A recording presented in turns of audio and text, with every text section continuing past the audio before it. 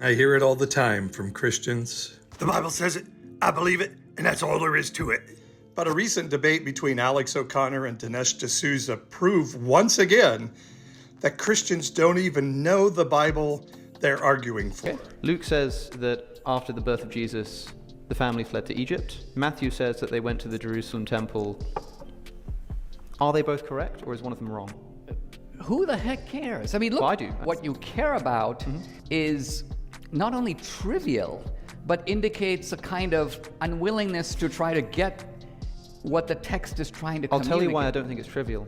Luke says, this is so that we can fulfill the prophecy from Hosea chapter 11. It seems to me like what Luke is doing here is attempting to display Jesus as the fulfillment of the Old Testament prophecy. And therefore, if it is the case that Jesus didn't go to Egypt and didn't come out of Egypt on his return, then this would undermine Luke's attempts to identify Jesus as the Jewish Messiah. I don't have the ability to referee that passage. I'm not aware of this contradiction. People who read the Bible to understand what the Bible is trying to say and what we can learn from it, they don't really do what you're doing, which is saying, hey, Luke must have talked to a guy who thought it happened over here, but in fact, you know, this guy says the roof was thatched, but another guy says they let the guy in through the roof who had to be healed. Contradiction. Yep. And I'm like, is this your way of trying to say the Bible is not true? Yes, it is. The Old It is. Yes. The reason I bring it up is to say that there are lots of these.